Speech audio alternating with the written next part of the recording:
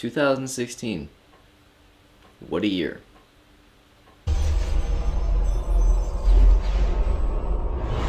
Well, hello everyone. 2016 is now officially over, and regardless of how you feel about all the politics and unexpected deaths and disasters, we can all agree that it's been a pretty interesting and controversial year for movies, especially in the realm of superhero flicks. It's also been the first year that I've really gotten into the art of film. I've tried to go to the theater and see as many movies as I can. Also at home, I've been watching old movies and new movies alike. I've really added to my Blu-ray collection, also gotten some Cinephile-related books, and now I figured it's probably about time that I compile a list of best movies of the year. Now, I want to go ahead and tell you right off the bat, I'm not a professional film critic or anything like that. There's no way I was able to see all the movies that came out this year by a long shot. There's plenty that I really want to see, including The Nice Guys, Don't Breathe. This list will only include movies that came out all across theaters in the year 2016. So movies such as Silence and Patriots Day, both movies I am really looking forward to seeing that are not yet in theaters nationwide, will not be on this list. So without further ado, let's get into it.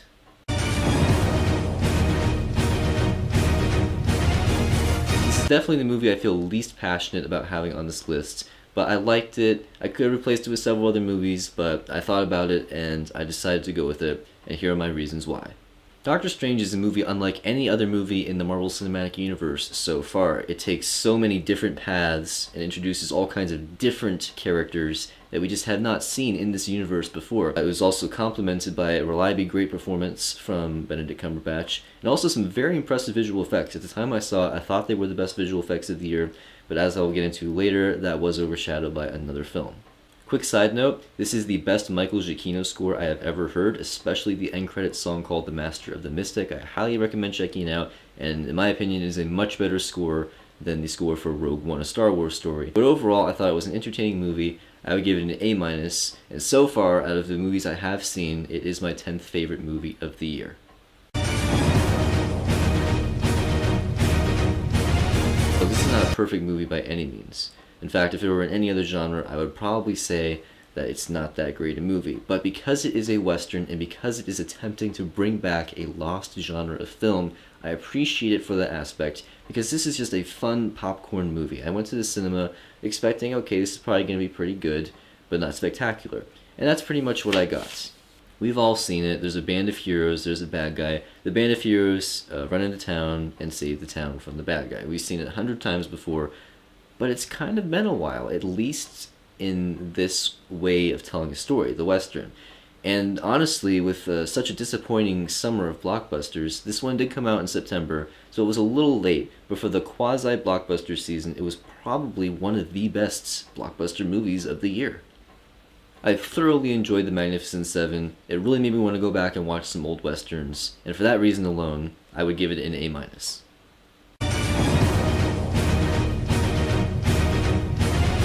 The original Conjuring film is one of my favorite horror movies of all time, and considering that horror is one of my favorite genres, that makes it one of my favorite movies of all time. 2016 cinema was terrible in many aspects, especially when it came to superhero movies in some cases. Some, not all. But as far as horror went, it was actually really good with films like Lights Out, Don't Breathe, Green Room, and Ouija Origin of Evil, one of the most surprisingly good movies of the whole year. But my personal favorite was probably The Conjuring 2. Horror sequels are always tricky and usually fail, but this was a rare case where the sequel was almost as good as the original. It still wasn't as good, but it was still a very entertaining film. It was great acting overall, which is something you hardly ever see in a horror film. It was still a great time. I watched it with some friends. We all had a blast in a scary, Halloween-y sort of way. The scares start within the first 5 minutes and rarely let up, and it's a very well done film, so I'm going to give The Conjuring 2 an A-.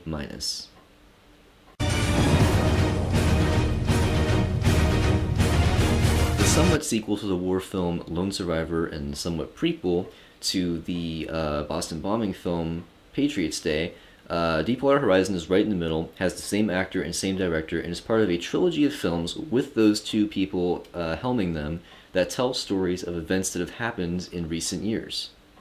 I wasn't really sure if a film about an oil rig disaster was going to hold my interest for an entire feature-length runtime, which sounds kind of sad, especially considering that people died and there's going to be explosions, but I just wasn't sure because I've seen films about real events, most of which I would say are amazing, or at least good, but there's also some that just don't quite hold your attention, which some people thought about Sully. But this movie is gritty and intense for a PG-13 rated film. As a matter of fact, when I started watching, I thought, oh, this is probably rated R. There's an F-bomb, and there's blood, and there's glass in people's foots. Foots, I invented a new word, foots. There's glass in people's feet, all kinds of explosions and death, and it was really fun. Except it was fun in a non-Michael Bay way because they balanced it with great character drama and a really good performance from an actor I had no idea was in this film, Kurt Russell. We haven't seen him for a while, and he did a great job, especially in his scenes with John Malkovich, who played this greasy, slimy BP employee. You are not going to want to go get gas at BP after watching this movie. I would say that Deepwater Horizon is one of the best films based on a true life event that we have had in recent years. I would give it an A.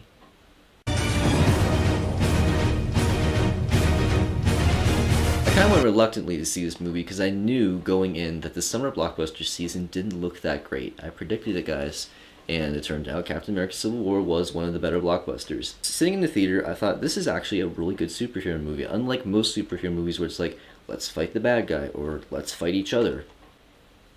Actually, that is this movie. So yes, it is the second option, but it's very well done, and there's a very poignant reason for it, which really resonated, especially in the year 2016, with the characters deciding if their actions are justified by their motives. The action scenes are very well done, and they're not overused.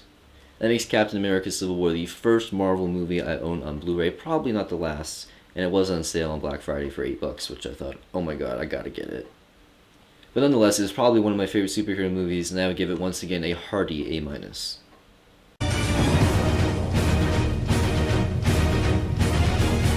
After being somewhat disappointed with last year's Star Wars The Force Awakens, which I would give a B, I was a little hesitant about Rogue One, A Star Wars Story, especially since we're branching into completely new territory. It's not an episode, we've never seen this before.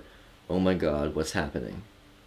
But I was really pleasantly surprised to see that it turned out pretty great. Now, a lot of people are saying, including me to some extent, that the new characters are not very well developed, and the first act does really kind of give you schizophrenia. But after you get through the first act, and if you're willing to deal with some characters that are not that well developed, you're going to get a really entertaining story. And granted, if you go back and watch Star Wars A New Hope, the characters are not that well developed. It's really not until Empire Strikes Back that they are. There's this scene at the end of the movie that is just completely epic. And it's really not just that one little 30-second snippet, it's really the entire ending, how it sets up A New Hope. I was actually reading this book right here, 101 Sci-Fi Movies you must see before you die. And it says how A New Hope just kind of starts as if something had happened already. And I was like, yeah, it did. And now we have Rogue One, and that's really neat that we get to see what led into it. Because there's also a quote in there from George Lucas saying, I don't like beginnings. You showed us that one, buddy. You did. Rogue One: A Star Wars Story definitely gets an A-, and is probably the best Star Wars film we've gotten since Return of the Jedi. Or maybe Revenge of the Sith.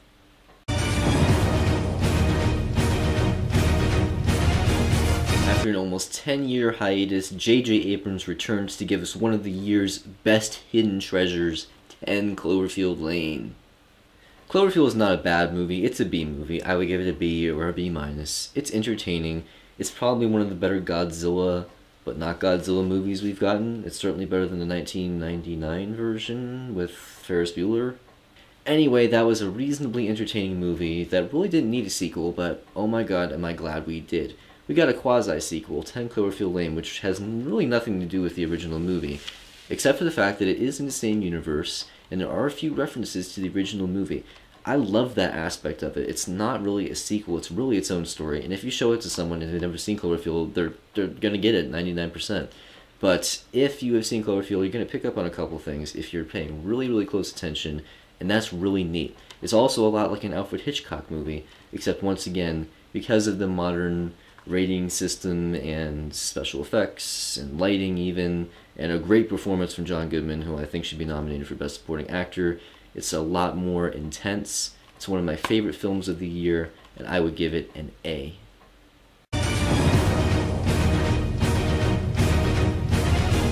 Sci-fi is my favorite genre of movie of all time, and I really appreciate a sci-fi movie that gets you thinking and has ties to the real world, something like Blade Runner, or even 2001: A Space Odyssey, even though it's kind of trippy. Another movie that came out that was supposed to be like that was Interstellar, and it was, but it just didn't connect with me. I thought it was a little too crazy, wild, and I thought a lot of the writers were probably on marijuana when they wrote it.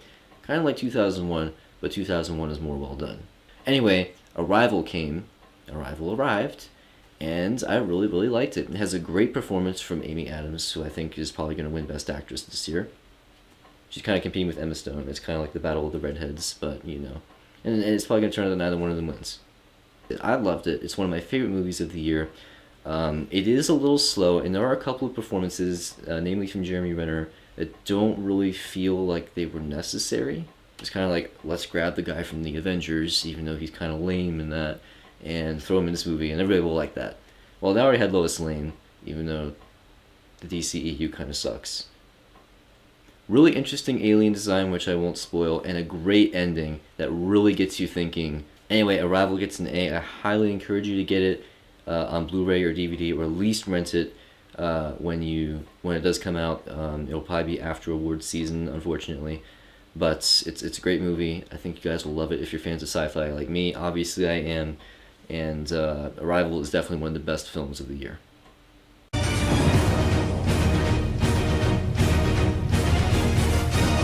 Let me tell you something, and if you like Hamilton or The Sound of Music, you're not going to like hearing this, but I don't like musicals. I find it really annoying when characters break into song for no apparent reason every 5 minutes to express their feelings, or in something like Les Miserables, where they sing the entire thing.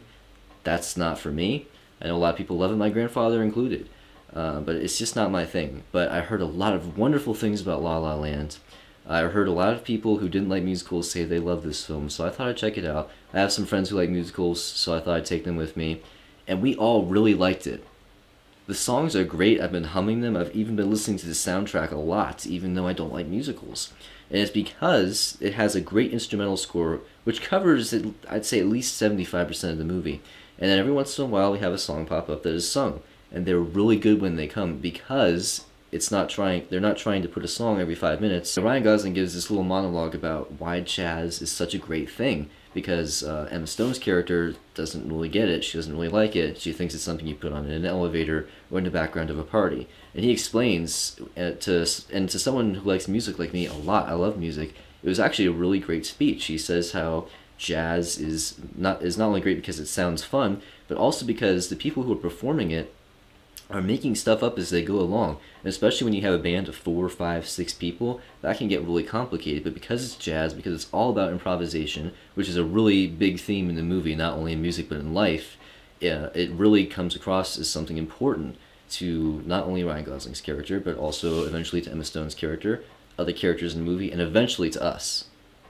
So once again, I want to get this straight. I don't like musicals very much at all. I haven't seen any other musical up to this point that I thought, oh, I love that movie, I've got to get it and add it to my collection. But now that I've seen this one, now that I've seen the beautiful cinematography, the wonderful scenery, the great acting, the Oscar-worthy music, this movie deserves both original score for Justin Hurwitz and also best original song for just about any song in the movie, but particularly City of Stars or Lovely Night. Those are both great songs. There's just so much to love about this movie. It's one of my favorites of the year. In fact, it is my second favorite of the year.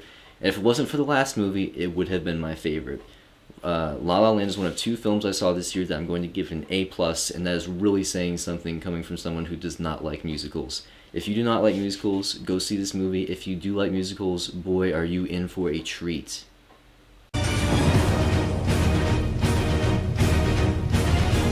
Number 1 is Hacksaw Ridge, Mel Gibson's triumphant return to directing. We all know he had a bit of a rough patch there. He wasn't directing, and of course he had some few incidents, but I'm willing to forgive him, mainly because of this amazing movie. Hacksaw Ridge, I believe, is the best war movie since Saving Private Ryan, and it may be just as good, or maybe even just a little bit better than it. This is my number 1 pick for Best Picture this year. It is filled with great performances, great cinematography, Great tonal shifts from some comedy in the boot camp scenes and before he goes off to war to the horrors once they get to the ridge. The only thing that I don't really like about the movie is it does feel a little rushed at the end. It kind of rushes to a little montage and then it's over. But it already is kind of a long movie, so I guess I can forgive it for that. But other than that, this is a near perfect movie. Great performances, great acting, great scenery, cinematography, sound editing. It's just a flawless movie almost. And like I said, it's probably my favorite war movie since Saving Private Ryan. It might even be my favorite now. It's totally going to be in my Blu-ray collection, and it's probably the most underrated movie of the year. Go see Hacksaw Bridge if you can still find it in theaters, and if not, definitely seek it out when it gets out on streaming, DVD, Blu-ray, and all that. It is a wonderful movie. I really hope it wins Best Picture this year, not only because it's a great movie, but also because of what happened with Saving Private Ryan, where it did lose that Best Picture Oscar to a far inferior film, Shakespeare in Love. And if that can win, if Hacksaw Ridge can win, it's not only kind of winning for itself, but for me it's also kind of winning for that movie that lost all those years ago. So I really hope it does win. It's probably not going to because of films like La La Land and Arrival, great competition. But I really do hope it wins. Great war film. If you like war movies, this is one of the best I've seen. It's very violent, even more so than Saving Private Ryan. But it's not really over the top or anything because it's showing you what's going on, and of course that's conflicting with Desmond Doss's, played by Andrew Garfield, his character. It's conflicting with his worldview, which is portrayed very well in the story. It doesn't really make you pick a side. It shows both sides as being very valiant and courageous, and it allows you to decide. So once again, I do want to stress that I did not get to see every film in 2016 by a long shot. There's still plenty I want to see, but I did want to compile this list both for you and for me. And these are all great films. I don't think a whole lot of people will argue with most of my choices, except maybe Magnificent Seven and Doctor Strange, and Rogue One. For some people, I know they didn't like it as much as Episode 7. But overall, 2016 was a very interesting year for movies. Some were terrible, some were great. These were some of the best of the bunch. So, thanks for sticking with me through another year, everybody. This will be, I guess this will be my first video in 2017. I hope it's the first of many. I have plenty of other projects lined up. Not only was this video a review and a video for you guys, but it's also kind of a test, both for me and for you, because I'm using some new equipment. Hopefully you notice that the audio quality is much better. I have a new microphone, which I will not only be using in videos like this, but I'll also be using it in my short films, which I do with my friends. So hopefully you'll be able to hear us better, and it'll just sound better overall. I'm also using a new tripod, which you can't really tell a difference with like this, but hopefully when we're actually using tripod shots where we're doing panning and zooming and stuff, you'll be able to tell a difference. Also using a new filter on my camera, more of a cinematic look. Hopefully you guys will notice the difference. If not, I'll play around with some of the others. It's something I'm kind of just now getting into. So hopefully you like it. I'll maybe test out some others in the future. So let me know what you think of these different aspects. Hopefully you do like them. I've played with the decibel meter as well, so it doesn't get too loud and it doesn't go too quiet. So you'll get to see this in upcoming videos, not only the short films, but I also have other project ideas. One of the next ones I'm going to be doing is an updated Blu-ray collection video, because I've gotten so many more since the last time I did a video back in, June or July or something. So I'm going to be going through those, showing you some great movies that you should check out. I like looking at Blu-ray collection videos with like-minded people, because I get to see other movies that I might be interested in. And hopefully you guys will see something that you are interested in as well. I might be talking about some of these new books I got up here too, because there's some really good ones, and you might have been eyeing them throughout the course of this video. So thanks for sticking with me through 2016. I hope you have a very happy new year, and let's hope that 2017 is an even better year for movies. Goodbye.